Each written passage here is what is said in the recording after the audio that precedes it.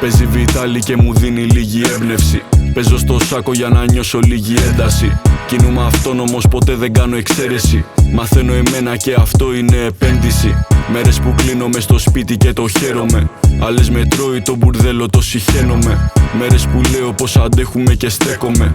Όταν οι φίλοι μου ζορίζονται δεν σκέφτομαι. Αδερφιά σπίτι μου και βγαίνουν οι χειμώνες μάγκα. Αδερφιά κάγκελο και δεν είναι αστείο βλάκα.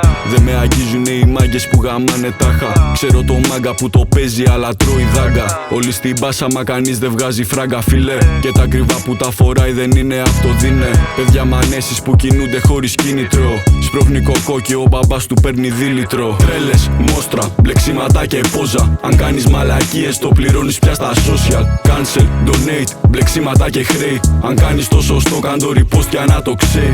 Τρέλες, μόστρα, μπλεξίματα και πόζα. Αν κάνεις μαλακίες το πληρώνεις πια στα social. Cancel, donate, μπλεξίματα και χρέη. Αν κάνεις το σωστό κάν το repost για να το ξέρει. Φίδια στα δύσκολα βοηθάνε για να έχουνε. Κάνουν καλή όχι για σένα γιατί ξέρουνε. Αδύναμα ανθρωπάκια, τον κόλο τους να σκέφτονται. Την καλή δεν την ξεχνάμε, απ' αυτούς όμως δεν θέλουμε. Παιδιά της γύρας στο κρεβάτι δεν βολεύονται. Για μας φτιάξανε νόμους και κελιά μέσα να μπαίνουμε. Το μυαλό δεν τα κουμπάζει για τα πιστεύω μου παιδεύομαι. Κρατάω ιδανικά για να ζω και να μην ντρέπομαι. Αυτή είναι η αλήθεια κι αυτή κρατάει τη σπίθα. Και δεν με νοιάζει μία τι θα γίνω στα 50.